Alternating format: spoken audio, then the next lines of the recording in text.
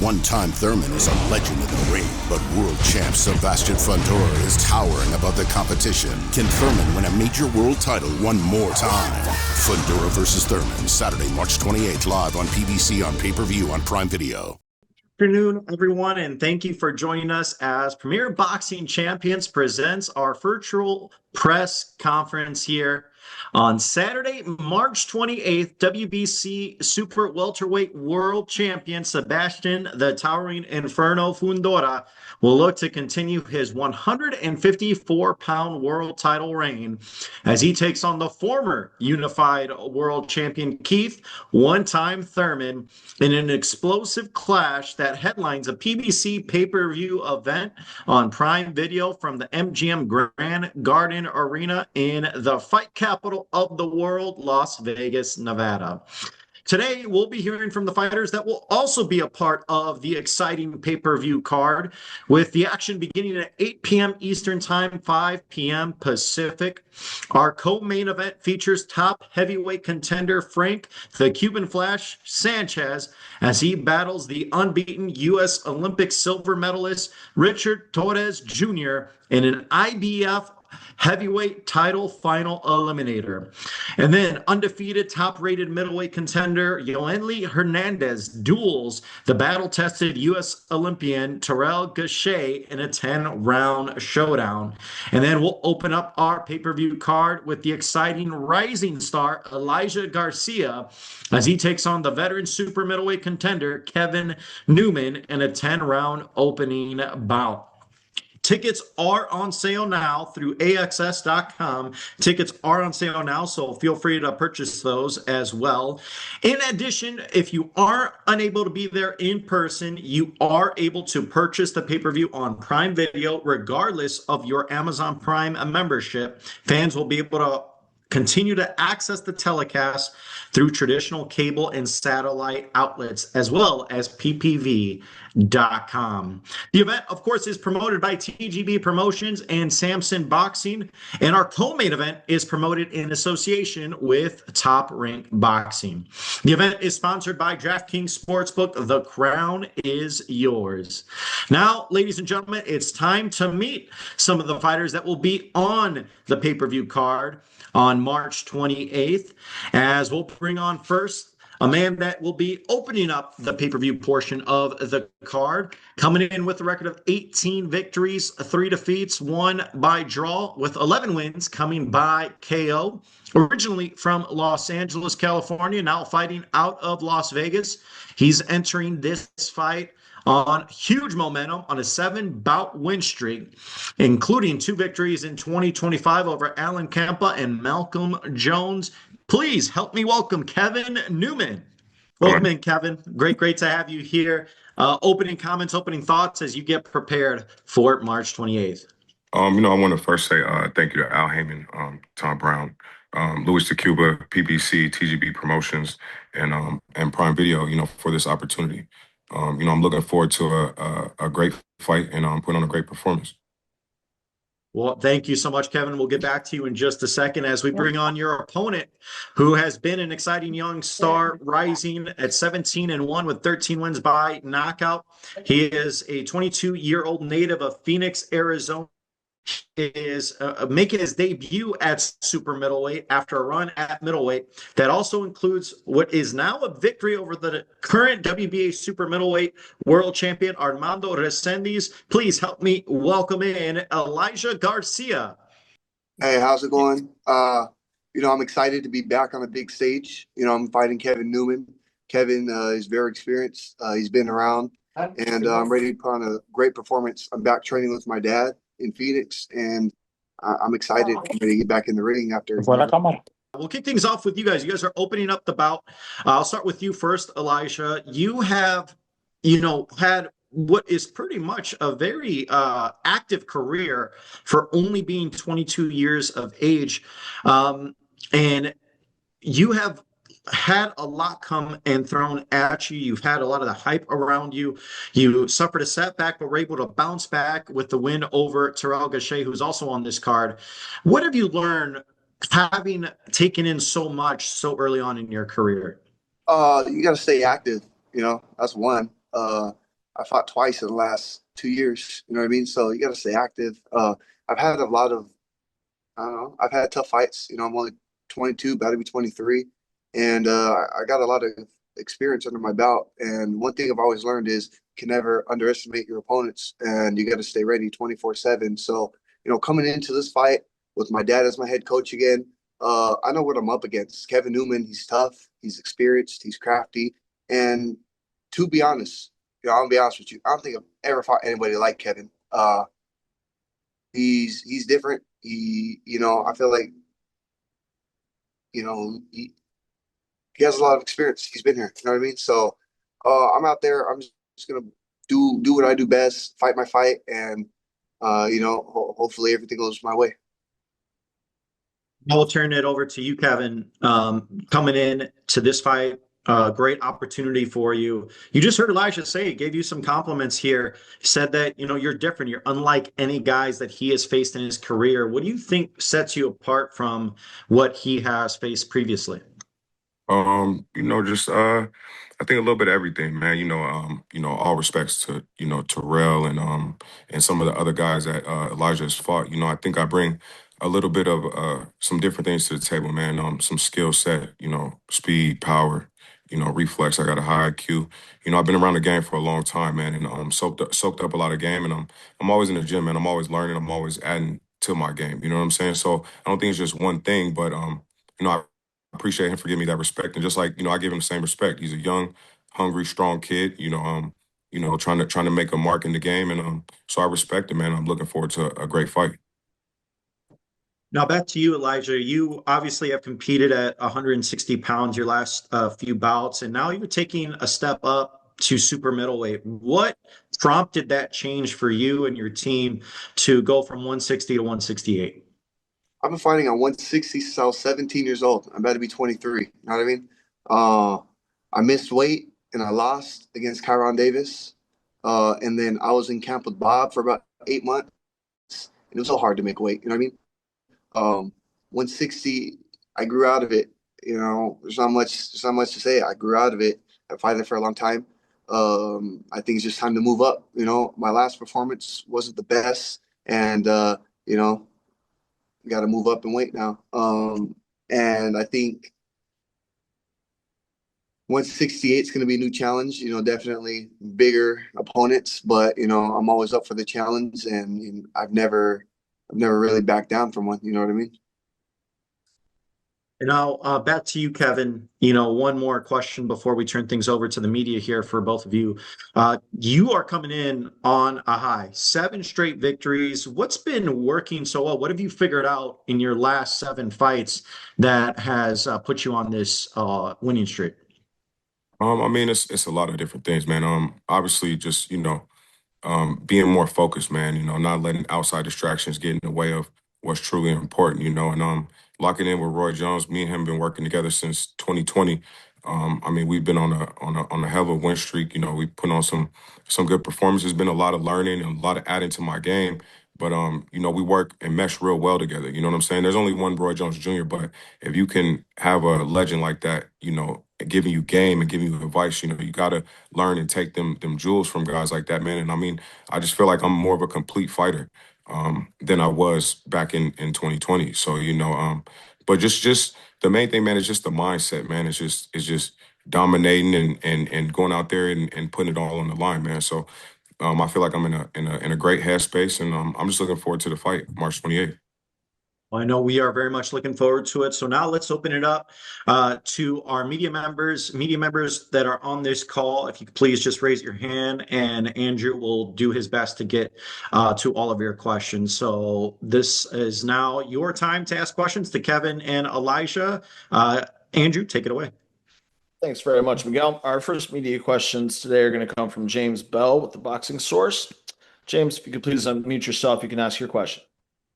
All right, thanks, Andrew. One question for each. First for Elijah. Going off of your fight there against Terrell Gausha last year, what did you learn from that particular fight, and did that prompt change to be back with your dad as your head trainer? I had to do what I had to do. I had to go out there to Vegas. I had to go out there and I had to train with. I give Bob, got me in great shape. It's just, wasn't my style. I learned a lot of things, fighting Gausha. Gausha, he's experienced, you know what I mean? He's only lost to world champions. And, we had a tough fight, a close fight. And you learn a lot, taking those tough fights. You look at my past opponents. I can't name, the last 5, 6 opponents. They've all been tough. I can't name not one easy fight. You know what I mean? And that's just all experience. That's what's going to take me to the world title when it's time. And I don't know. My dad is my head coach. That's always been the plan. And sometimes you got to do what you got to do. And after that fight, obviously, my dad's my head coach for a reason. Gotcha. And this question here for Kevin Newman, given that you're based there in the Vegas area, but this is, going to be the first fight here that you'll be on that's on pay-per-view. So how would you react to being part of this big stage here going up against Elijah Garcia? Man, I'm just thankful, man, and blessed for the opportunity. I turned professional, here in Las Vegas at the MGM Grand when I was signed with Floyd and Mayweather Promotions, man. And it's cool. It's cool to be back, man, on a big stage, man, against a young, strong, hungry kid. I'm just looking forward to it, man. I'm looking forward to it, and I can't wait. All right. Thanks very much for those questions, James. Our next media question is going to come from Matthew Brown with Brunch Boxing. Matthew, please unmute yourself. You can ask your question. Yeah, how you doing? I got a question for both guys. First with Kevin, obviously you say you've been working with Roy Jones since 2020. You guys worked on a lot of things. You've learned a lot from him. What could you say is like the most important thing that you've learned from him, especially with in terms of your fight game? I mean, that's a good question, man. Just the mindset, man, and how to win. You understand what I'm saying? How to dominate, how to win. If you remember Roy in his prime, I mean, he was a very dominant fighter. He barely lost a round, and I think just that part of it was missing. Of course, we have trainers and we have things like that, people that are teaching us things, but knowing how to win and consistently just win every second of every round or dominate every second of every round, which is very tough in certain cases, but the mentality, man, is the main thing. You know what I'm saying? And of course, and adding other little nuances and tricks to my game, man. So I mean, it's dope, man. It's dope for sure. I appreciate you, man. Best of luck. Thank you. Elijah, I wanted to go back to the change in the train. I know you said that it wasn't your style. Like, what exactly, in your estimation, was the bad fit that made you feel like, hey, we need to make a change in order for it to move forward? Are you talking about after Bob or From before Bob, Bob? going back to your dad? It's just me and my dad are, we're pretty much like the same person. You know what I mean? He could tell me something without even really telling me something. You know what I mean? We have a connection, and it's me and Bob had a great connection, but it's just we do things differently. You know what I mean? And it's kind of hard. My dad trained me my whole career, and then in order to go, train with somebody else, especially for someone like Gausha, that shit's not easy. Gausha, shit's tough. You know what I mean? And it's just maybe I need more time with Bob. I don't know. I'm not going to risk it again. Obviously that wasn't my best performance. So I've had great performances with my dad before. As long as I make the weight, everything's going to go smooth. And you know what I mean? That's the main thing we're worried about. March 28th, making the weight and making the fight easy. All right, perfect. Thank you for those questions, Matthew. Our next media question is going to come from Elias Blanco with Split Decision Boxing. Elias, please unmute yourself. You can ask your question.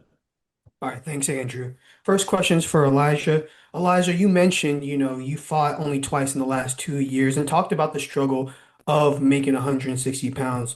Do you feel like that struggle to make middleweight is the reason why you were kind of inactive? And now with this jump to 168, are you going to see yourself fighting 3, 4 times again? No, I feel like, I was inactive. When you lose a fight, it's kind of, it sets you back. It really does. It sets you back. So, and then on top of it, I was supposed to fight, but it was hard to get fight dates. And then when I finally get the fight date, it was still tough to make the weight. It's just not easy, I'm a big dude naturally, you know what I mean? And it is what it is. But I'm sorry. What was your second question? Yeah. Do you see yourself now that you're at 168 fighting 3, 4 times a year Oh, again? yeah, that's the plan. We got a plan. Me and my team have a plan and written up.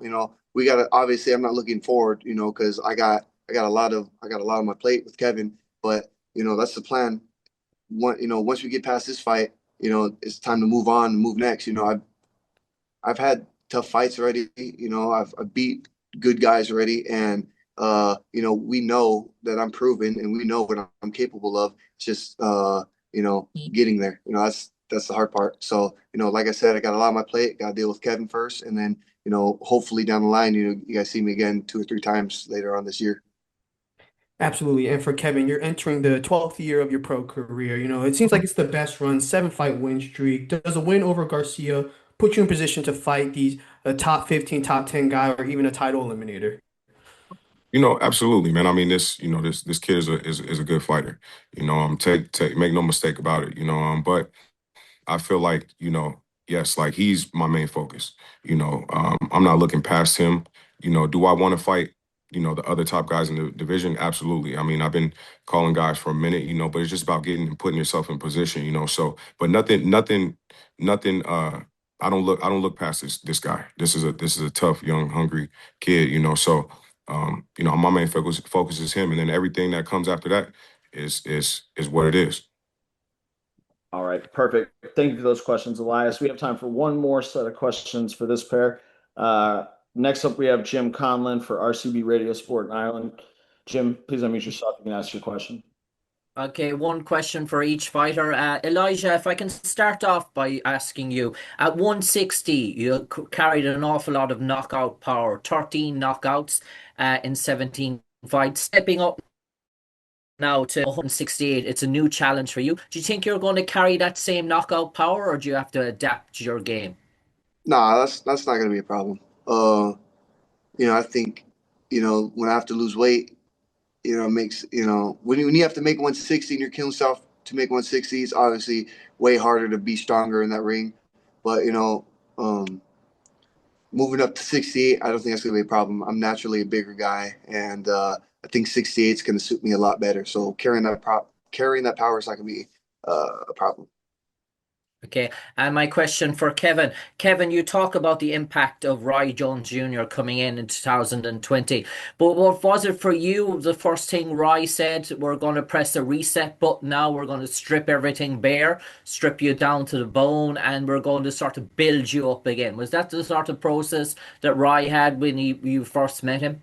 To a degree, I mean, he didn't take everything, that made me away from me away. I was trained by the Mayweathers as a young, a young kid, so he didn't take all that away.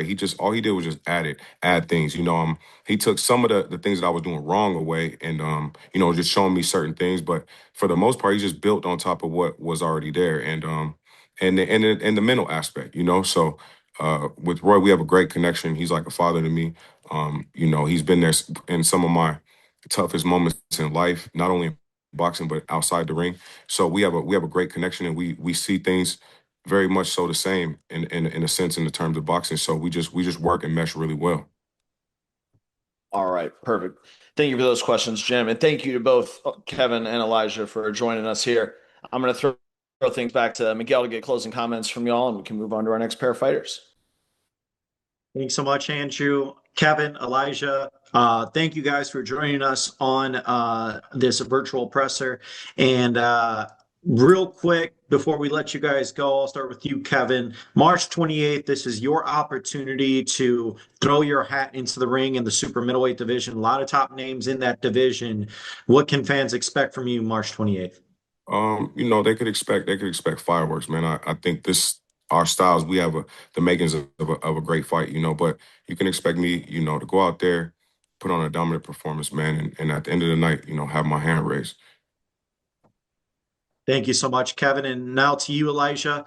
March 28th, pretty much similar sentiment. This is your first bout at super middleweight. You're excited. You talked about how you're, coming into this division now. You've had a lot of momentum, a lot of hype around your name. What's going to be the message to not only Kevin, but the other super middleweights in the division come March 28th? March 28th. I feel like it's around the corner. I've been here before. I'm excited to get back in the ring after a year layoff. I know Kevin spent a lot of time with Roy, and a hard fight ain't nothing new to me. You know what I mean? And like I said, Kevin hung out with Roy, and I know Roy will understand this, but I'm meant for gaff. That's what I'm born for. So when I go in the ring, I'm meant for gaff. That's me, and I'm game, and I'm there, and I'm laid down every single time. You know what I mean? I'm 22, 23 years old, and I've proven myself, and I still got still a lot to prove, and I'm here. I'm gonna take it all. You know what I mean? Thank you so much, Elijah. Thank you, Kevin, for joining us on this call. And we look forward to seeing you guys fight week as we gear up and get closer to March 28th. Thanks so much, gentlemen. Appreciate it. Thank you. All right, now we will continue on with our fight card for March 28th as we move on to what's going to be our next bout.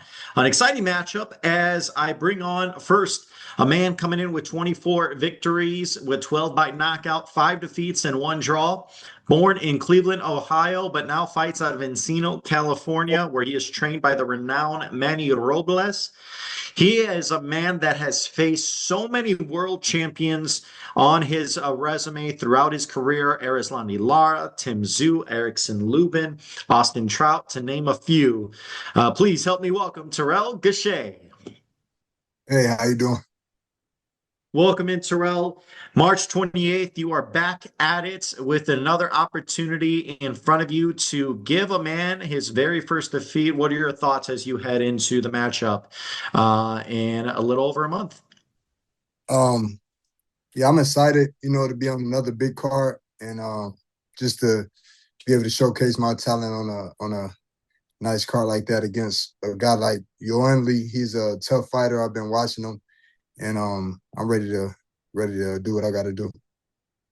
All right, we'll get to you in just a second. Thanks so much, Terrell. As we go to your opponent, coming in undefeated, 9 victories, 8 of those coming by knockout, ranked number 1 by the WBA, number 2 by the WBC, and number 3 by the WBO at the middleweight division. He is a sensational Cuban amateur from Camagüey, Cuba. He's most recently added 3 victories in 2025, including a unanimous shutout victory over Kyron Davis last May. Please help me welcome Yoenli Hernandez. Ok. Giovanni, tus sensaciones de cara a esta pelea, ¿Cómo? sensaciones de cara a esta pelea.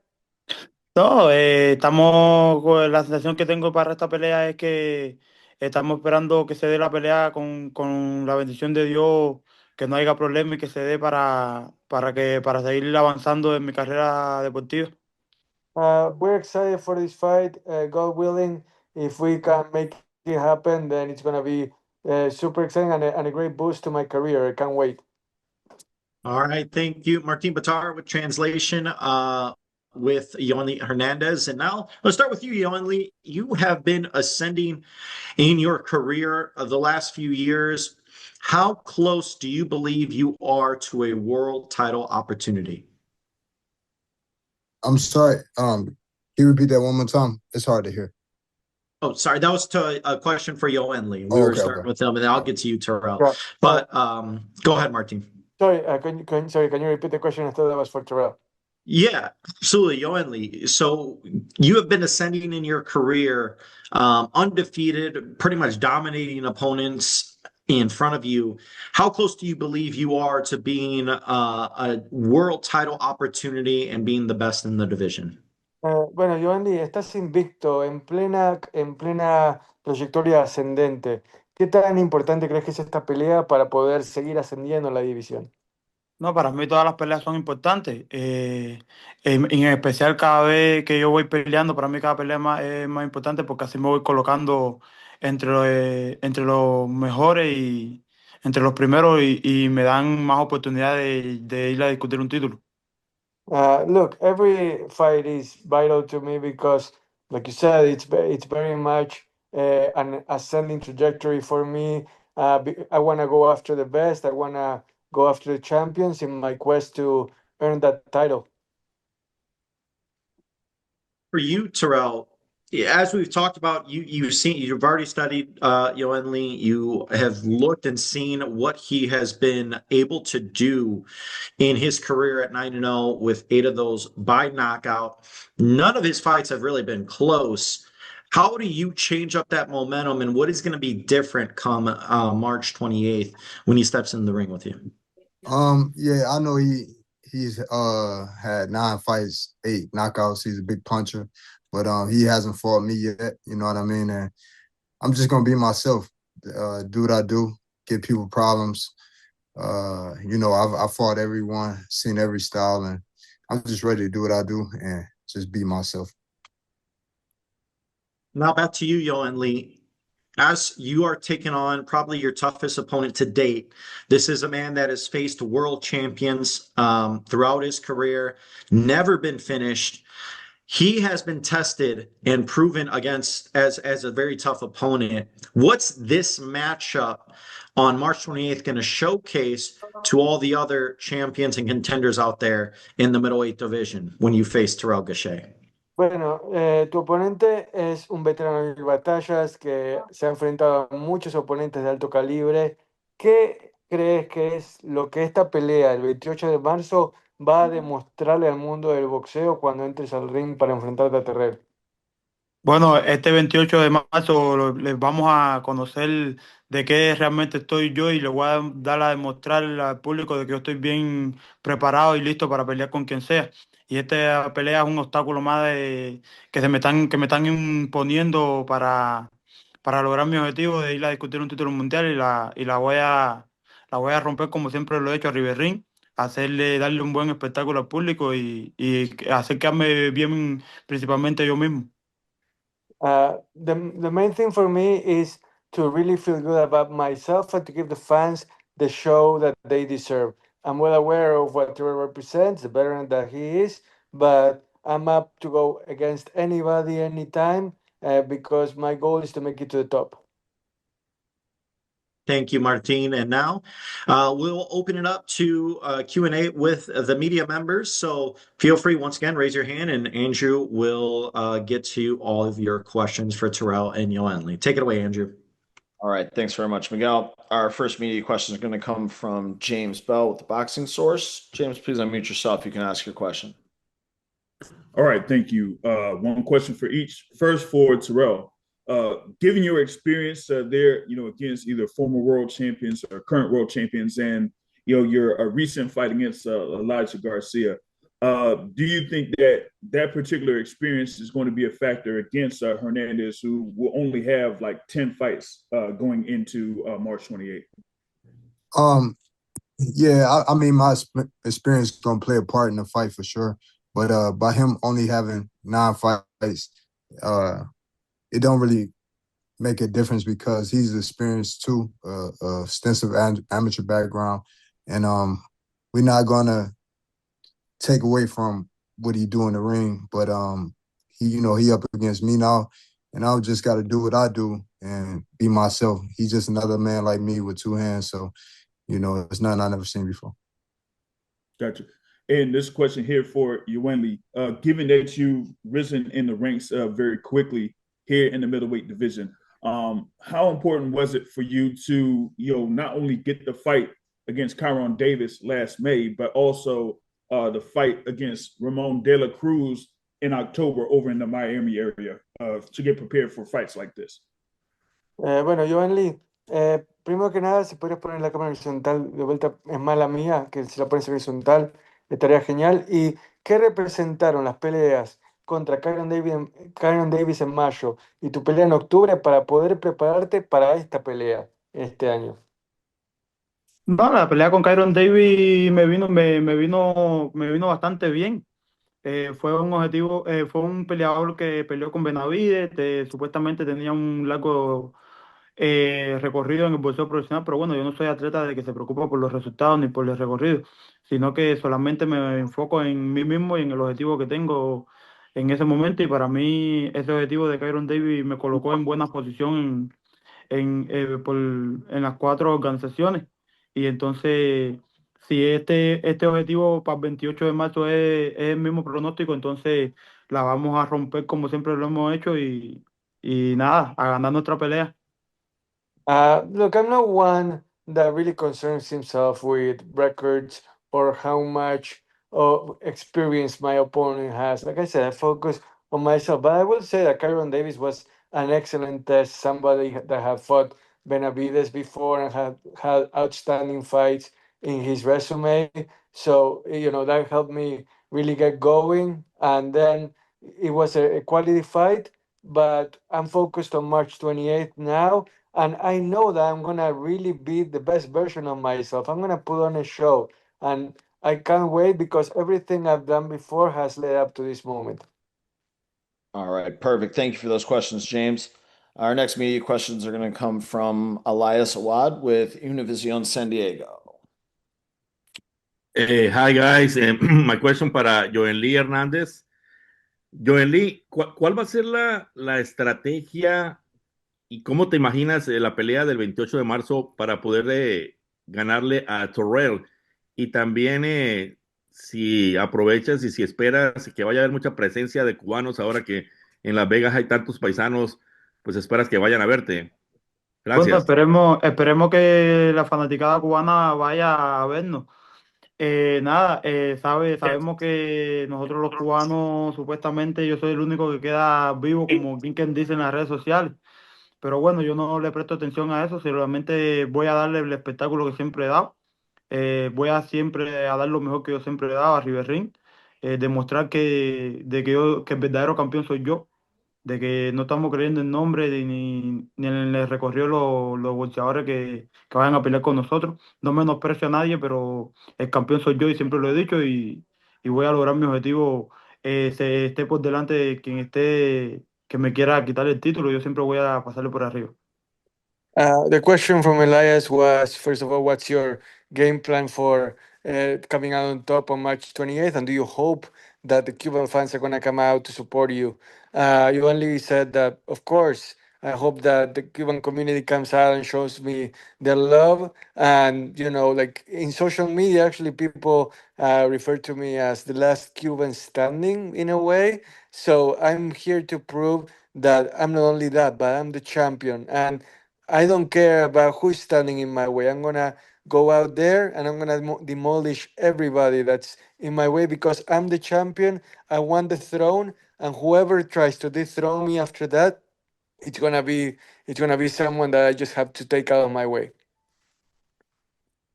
John Lee, ¿nos puede dar un poquito la estrategia que vas a usar para pelearle a Torreo?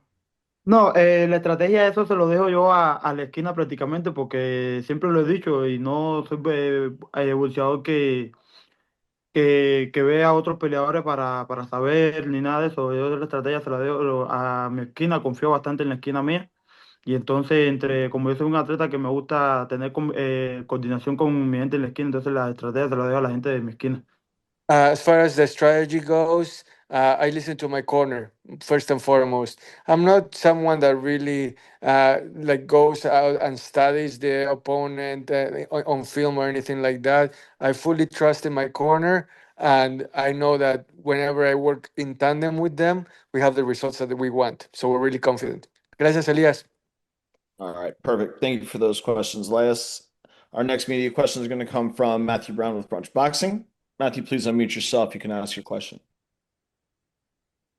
Okay, thank you so much. My first question is Terrell. So Terrell, in your last fight, I personally thought that you looked better than you looked in a while. I thought you were unlucky to not get the decision against Elijah Garcia. I know you said that you just got to be yourself, but being yourself, even though you might have won that fight, the judges didn't give it to you. You don't think that there's anything that you may need to do differently in this fight to not leave it in the hands of the judges or leave no doubt? So yeah, in that fight, I felt as though I won that fight as well. But like I said, it's nothing that I have to do different as far as I just gotta be myself and let my hands go. Like you seen that last fight, I was more active than I've been before. I'm getting better and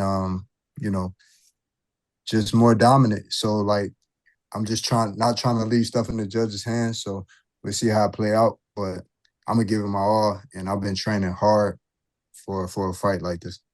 All right, thank you, man. Best of luck. Yoeli, hola, Yoeli. Hola, hola. Mi pregunta es muy sencilla. ¿Contra qué campeón prefieres pelear?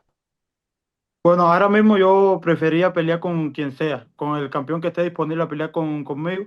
Yo no estoy en escoger. Yo peleo con quien sea, con cualquiera de los campeones que estén en las cuatro organizaciones. The question was very, very good Spanish, by the way. Which champion would you like to face? And you only said that he's up to fight absolutely anybody. Bring on all the champions because the goal is to show that I'm number one in the division. All right, perfect. Thank you very much for those questions. Our last media questions for Terrell and Newman are going to come from Cesar Seda with Boxeo Hermano Network. Cesar, please unmute yourself and ask your question. Joanly, ¿cómo andas? I have a question for both, Andrew, but Sure, please. I'm going to begin with Joanly. Joanly, ¿cómo andas? César Seda, Boxeo Hermano Network. Oye, la pregunta es simple. Dímelo. Una pelea peligrosa, una pelea que muchos han pensado cómo la tomaste. ¿Cuál es el mensaje que quieres enviarle al mundo del boxeo y a la división de las 160 libras con esta pelea? Que estén bien, que estén bien enfocados en esta pelea, porque después de esta victoria hay yo diablo para rato y va a haber muchos problemas en las redes sociales. Y voy a estar en boca de mucha gente para que se vayan cuidando todos los campeones que están por ahí, toda la gente de la división, que hay yo para rato. Así que vayan cuidándose las espaldas. The question from Cesar was, this is a risky fight, so what do you hope to accomplish and which message you want to send to the 160-pound division?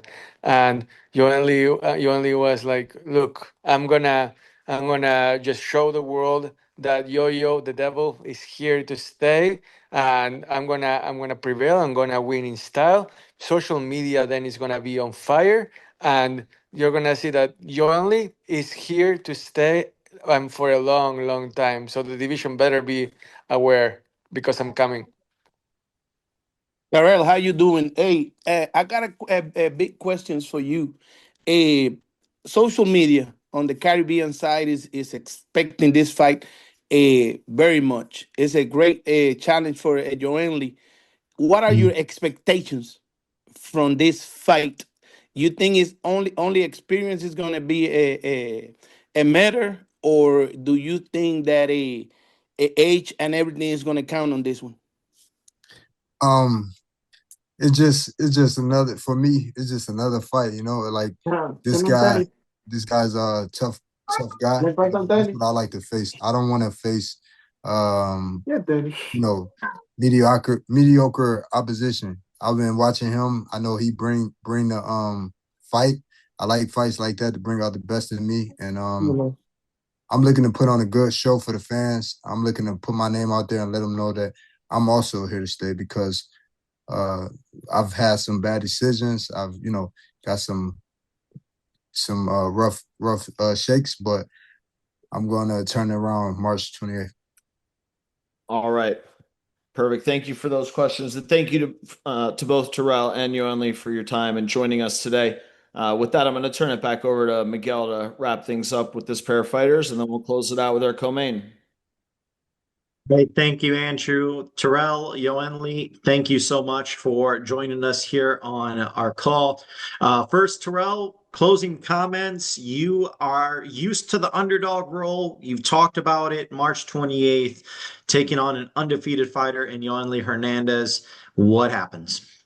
I'm just going to go out there, be myself, like always, be victorious because this is a good fight. He's ranked up there high, so this can put me right there for another title shot, and I'm capitalizing on that, and I'm ready.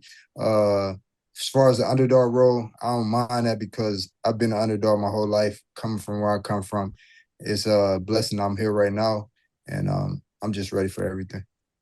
All right. Thank you so much. And now to your opponent, Yoanli. You are undefeated. This is a huge stage for you. At this point in your career, you're extremely close to a potential world title opportunity. What can fans expect from El Diablo on March 28th?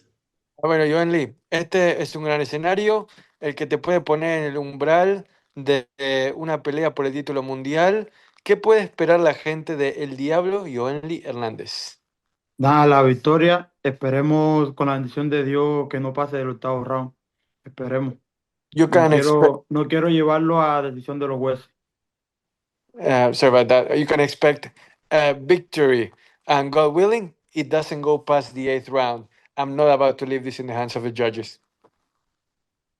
Right. Thank you so much, Yoanli. Thank you, Terrell. We look forward to seeing you all fight week as we gear up to March 28th. Thank you so much, gentlemen. Thank you. Thank you. Muchas gracias, Joan Lee. Thank you. All right. Now we continue on as we now move to our co-main events on March 28th. This is a fight many fans are excited about, and of course, it takes place in the heavyweight division. First up, we will introduce a man that is undefeated, 14-0, 12 by knockout, a native of Tulare, California. He has capped an impressive amateur career with an Olympic silver medal representing the U.S. at the Tokyo Olympics, and he has most recently stopped Thomas Selleck in round one last November. This man has a ton of momentum behind him. Please help me welcome Richard Torrez Jr. Hi, how's it going? It's a pleasure to be here. I get to kind of cross over to the PBC area side, and I'm excited to show everyone what I have. Awesome. Thank you, Richard. And we'll get to you in just a second as we bring on your opponent, who is coming in 25-1, 18 by knockout. He's born in Guantanamo, Cuba, now training in San Diego with the esteemed trainer Eddie Reynoso. He is 33 years old, has worked his way up the rankings while winning his first 24 bouts, including a dominant unanimous decision victory over the then unbeaten Efe Ajagba. And his only loss came in May 2024 in a fight against Agit Caballel, where Sanchez injured his knee early in that bout, but he has since recovered from the injury and stopped Ramon Olivias Echeverria last February. Please help me welcome the Cuban Flash, Frank Sanchez. Frank, welcome in. Frank, ¿cómo estás? Contanos tus sensaciones de cara a esta pelea. Dime. Contanos tus sensaciones de cara a esta pelea. ¿Cómo estás? Muy emocionado, sí, muy emocionado, muy contento por esta pelea. I'm very excited. I'm very happy about this fight. Glad to be here. All right. Thank you so much, Frank. And we'll start with you. This is, a huge opportunity on a big stage in the heavyweight division. How can you be the first man to deliver the first defeat for the man across from you, Richard Torrez? Bueno, Frank, contanos cómo tenés pensado en ser el que le quite el invicto a Richard.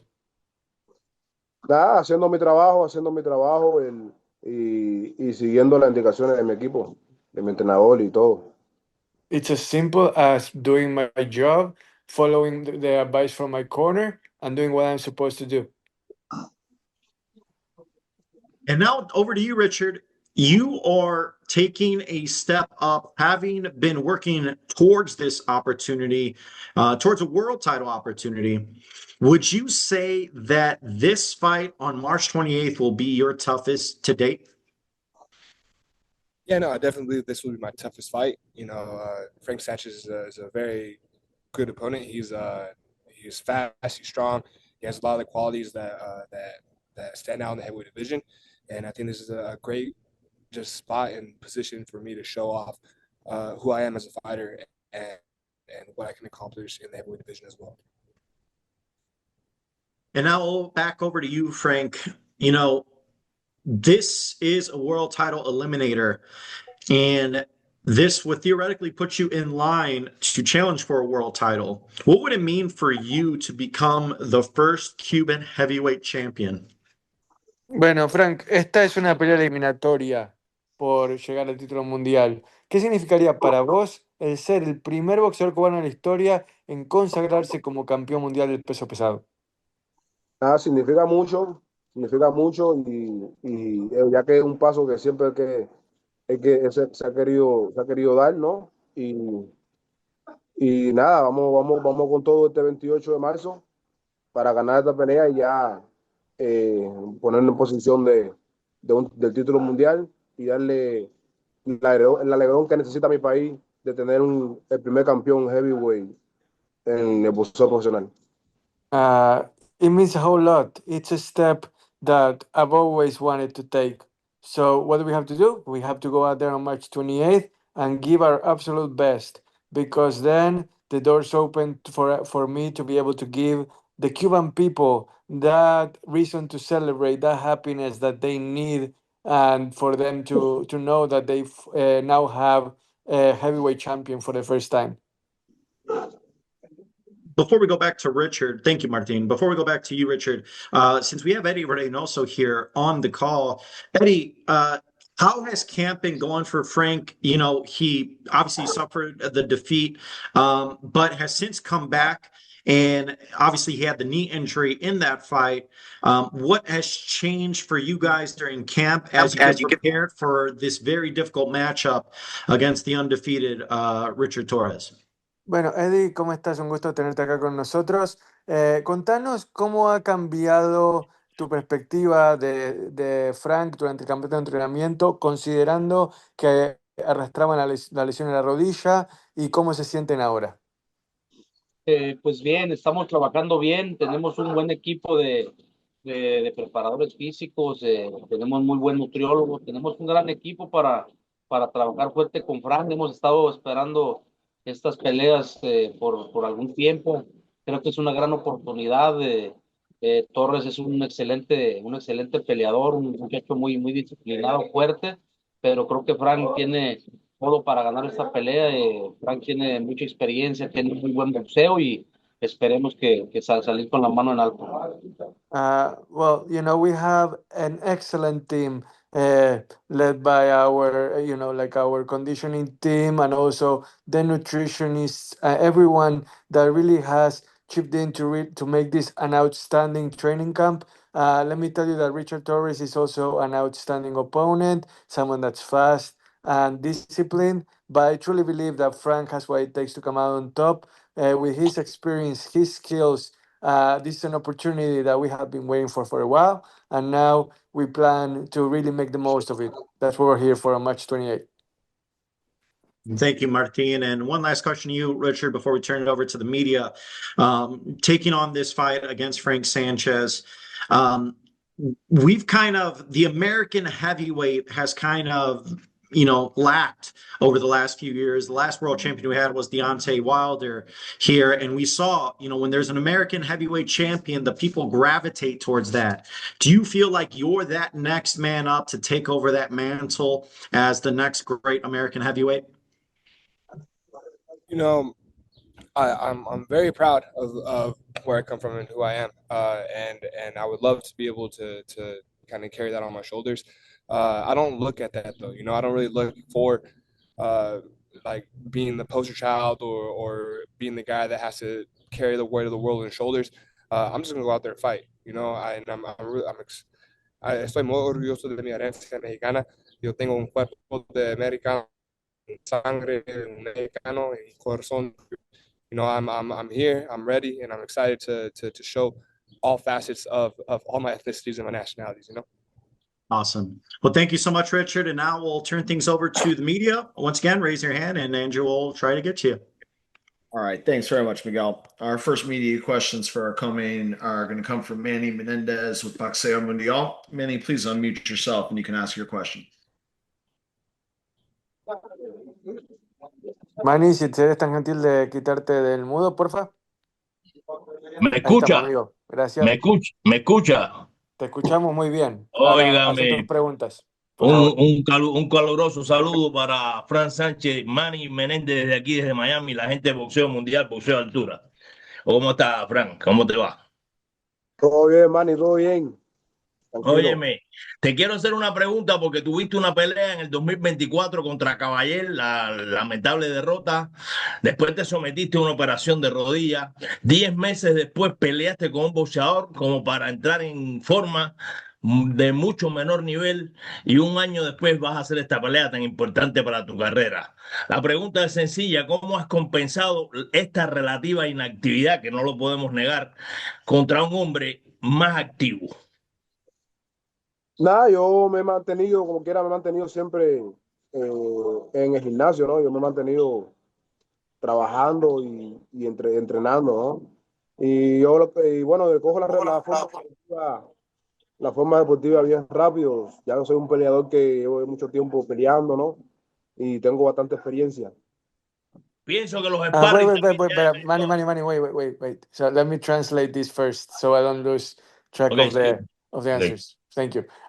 So Manny's question was, considering the gap that there was between fights, the injury, how do you think the inactivity and the ring rust may affect you against Torres? And Frank was saying that he spent a lot of time in the gym, that he doesn't expect to feel any rust or effects of inactivity at all, and that he relies on his experience and the vast amount of fights that he has had throughout his career in order to come out on top. And also, allow me to say that Richard was saying in Spanish earlier that he's proud of his Mexican heritage, that he carries Mexican blood with him, and that he's very, very happy to represent that side of himself as well. Bueno, Manny, ¿tú alguna pregunta? Sí, le decía que si los sparring lo han compensado también, lo han ayudado. Los sparring.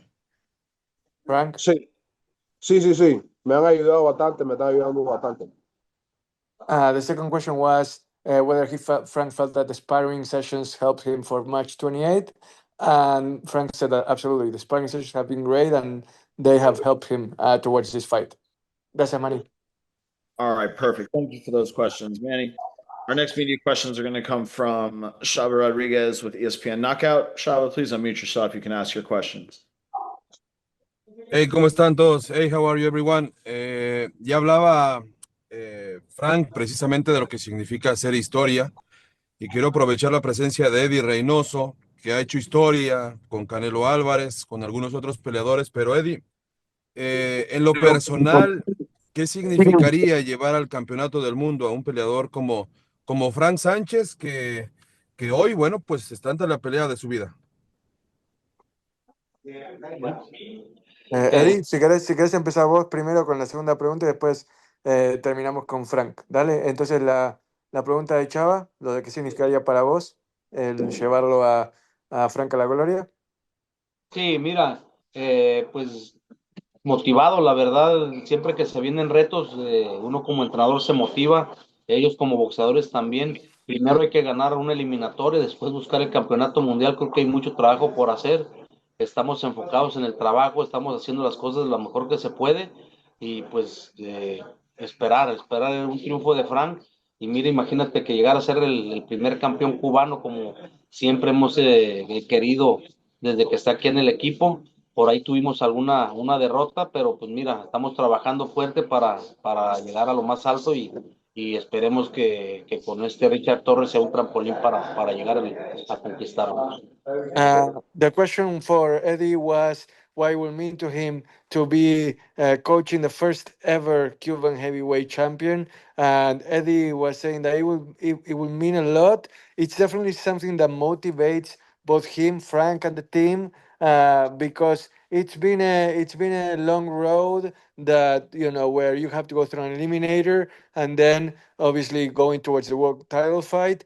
Yes, there was a loss on the way to this goal, but it hasn't made us any less determined. It's a stumble that we have recovered from, and the goal for me is to really be able to maximize this opportunity with Frank, to have him be the first Cuban champion, and to proudly represent everything that he stands for inside and outside the ring. Chava, y la pregunta para Frank era. La pregunta para Frank es, ¿qué cambió de aquel Frank que perdió en aquella ocasión en Arabia? ¿Qué fue lo que hiciste diferente? ¿Qué has hecho diferente? ¿Qué vas a presentar ahora para pensar en que tienes esa madera de campeón del mundo? No, ya me siento bien de la rodilla, ¿no? Ya me siento muy bien, ya estamos trabajando bien fuerte y estoy bien enfocado aquí en mi campo de entrenamiento para la preparación para la pelea. Yo creo que ya con eso, ya ese enfoque que tenemos y el gran equipo que tenemos trabajando bien enfocado conmigo, creo que ya con eso tenemos todo para ganar la pelea. The question from Chava was about what has changed for Frank from that fight in Saudi Arabia to now. And Frank was saying that the knee is fully healed and that also really fully focused on March 28th. He has an outstanding team backing him up. And with that mentality being really strong and the knee being well and himself feeling strong, he has everything that he needs in order to succeed against Richard Torres. Gracias, Chava. Y por último, para Richard Torres, si se puede. Hi, Richard, how are you, champ? How's it going? Great, thank you so much. We are so happy that you take the Mexican flag with you. You just have to learn to dance some banda. So be ready, be prepared. And what about Richard for this fight? What is going to be the difference between you and Frank Sanchez? You know that your fight rhythm is going to be the difference, your aggressive in the styles, or what is your difference for you in this fight? I think the biggest thing and the best thing I do is just hone in on what makes Richard Torrez. And yes, one of the big things that I have is my conditioning. And I think that my conditioning is going to outlast almost any heavyweight that they have. I believe full-heartedly they have the best condition in the game, and I show at this fight, being able to just stay consistent and follow the game plan, and go out there and show a lot. All right, perfect. Thank you for those questions, Shava. We'll try to get through just a couple more here. Our next media questions are going to come from Matthew Brown with Brunch Boxing. Matthew, please unmute yourself. You can ask your questions. Thank you so much. This question's for Richard. I'm just curious because nobody seemed to want this fight against Frank Sanchez. What made you feel like you were ready for this challenge at this point in your career? I mean, that's the name of the game, though, isn't it? The challenge. I don't want to sit here and pick my fights. I don't want to sit here and like try to figure out my way to the top the easiest way. I want the hardest fights. I want to be the best. In order to be the best, you have to beat the best. And I think Frank Sanchez is one of the better fighters in the division. Just showing a lot of his skill sets through the years. He's really proved himself, and I want to be there and prove myself as well. A lot of people say that Richard Torrez hasn't had too many fights, or Richard Torrez hasn't established himself in the pro game, and I think that this is the best way I could do so. And I think some of the things I did in the amateur divisions is going to be able to just. I mean, my things will show. My qualities and my traits will definitely show on a quality fighter like Frank Sanchez. All right, thanks so much. Best of luck. Frank, ¿qué tan frustrante ha sido para usted el proceso de encontrar un oponente? ¿Cómo repite la pregunta?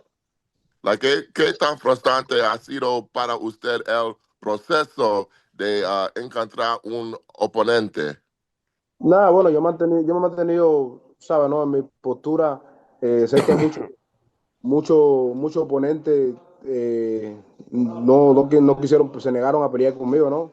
Pasaron como 4 o 5 que no aceptaron la pelea, ¿no? Y finalmente, pues Richard sí la tomó, pues para mí yo me he mantenido en mi enfoque, ¿no? Sé que soy muy peligroso para todos los peleadores, los heavyweight, y creo que por eso casi todos me evitan.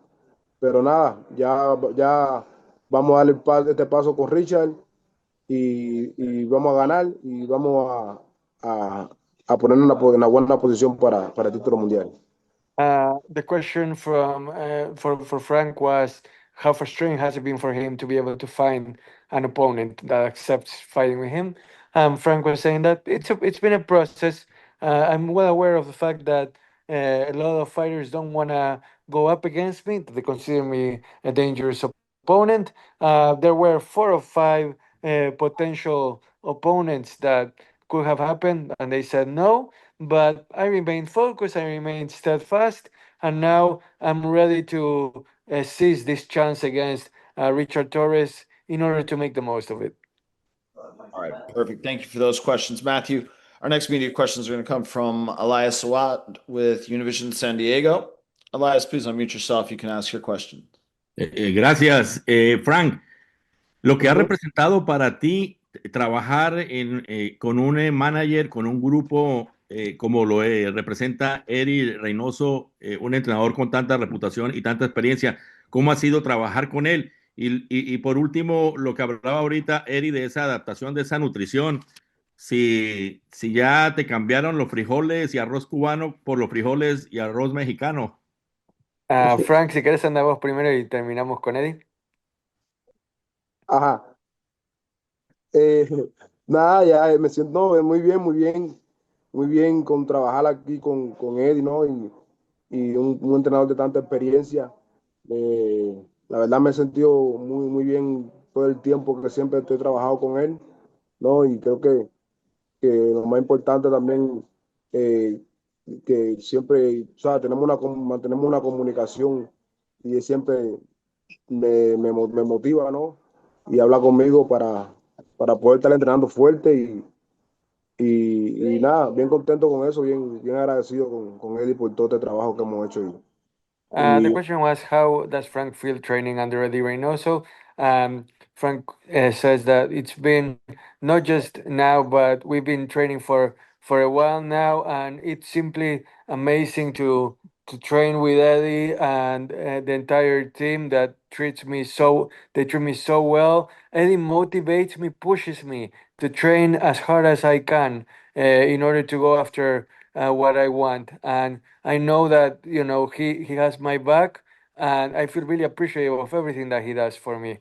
Y ahora, si querés, Eddie, la segunda pregunta sobre el arroz y la...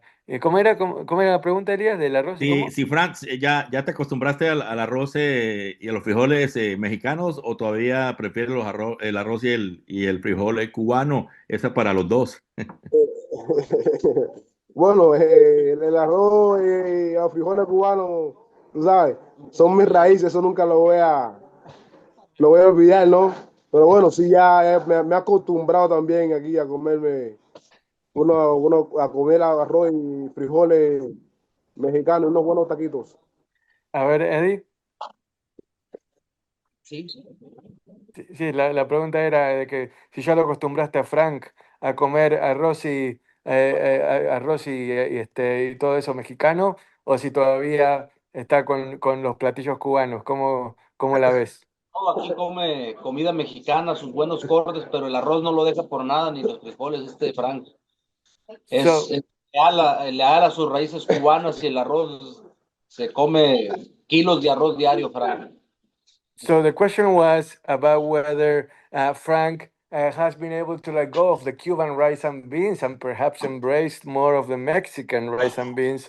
And well, first of all, Frank said that the Cuban rice and beans are here to stay, but that he has enjoyed some really good tacos and mixing that up with the Mexican rice as well. And Eddie was saying that there is no way that he can convince Frank to leave the Cuban rice and beans behind. That's a staple of training camp, but that he truly is proud of him for having embraced the Mexican food as well. They're having a lot of fun with it. All right. Thank you for that. Our last media question for today are going to come from James Bell with the Boxing Source. James, please unmute yourself and you can ask your questions. All right, thanks, Andrew. One question for both. First, for Richard, given the momentum that you had from last year, one fight against Guido Vianello and then the 1 round stoppage there, like how important was that to get those 2 fights in to set you up for this IBF World Title Eliminator?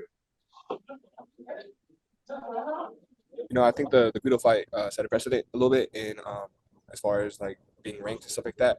And I think it was just a good year last year. We had a main event and we were able to showcase our style in Vegas and again in Mexico. And I'm just looking forward to furthering that process. Gotcha. And a question for Frank. What was the thing that you worked on, over the past year with Coach Eddie Reynoso, as far as like recovering from the knee injury and at least, having one fight in the interim? And Eddie can also answer if possible. But what was the question? Like what the focus was, or what's What was the one thing? What was the one thing that he worked on the most in camp while coming from his previous fight that he lost, and then was able to get back to have one fight to prepare for this? Bueno, esta pregunta es para los dos. ¿En qué se han enfocado más que nada desde aquella derrota en Arabia Saudita para llegar a este 28 de marzo y como dijo Frank con la lesión ya en el espejo retrovisor? Bueno, estamos enfocados primeramente en la buena, o sea, yo manteniendo la disciplina y el trabajo aquí en el gimnasio diario, ¿no? Y el equipo que tenemos que buen nutricionista y todo, estamos bien enfocados. It really comes down to what we referenced in the beginning, the importance of staying disciplined, working with the nutritionist, working with the entire team that has my back in order to achieve our goals. That there is really no one thing, it's about everybody working together to achieve our goals. Eddie, ¿te gustaría agregar algo? No, que estamos muy contentos, enfocados, va a ser una gran pelea. Richard Torrez es un tremendo peleador, Frank, que quiere tocar la gloria. Entonces va a ser una gran pelea de dos buenos boxeadores y futuros campeones del mundo. Look, as far as Eddie goes, we're really focused, we're really happy, we're excited. And let me say that once again, that Richard is a tremendous fighter. And the fans are going to want to miss this fight because it's going to be between two future world champions. All right. Excellent. Thank you for those questions, James. And thank you to all the media that joined us today. Thank you to both Frank and Richard for your time. We really appreciate y'all's participation here. And with that, I'm going to throw things back to our host, Miguel Flores, to wrap things up. Thank you so much, Andrew. Richard, Frank, thank you guys for joining us here on this call. I'll start with you first, Richard. March 28th, people love heavyweights. What are people going to see in our co-main event? Thank you. Bueno, entonces contanos cómo son tus sensaciones de cara a lo que veremos en este evento coestelar. Frank. Repite, Martin. No, entonces, sorry, Martin. I think that this question was for Richard. Oh, sorry. Bye. No worries. Richard, go ahead. If you need me to repeat the question, I certainly can. No, that's fine. I think that this fight is going to showcase a Latin style of heavyweights, and it's something that's kind of new, and it's something that hasn't really been seen too much before.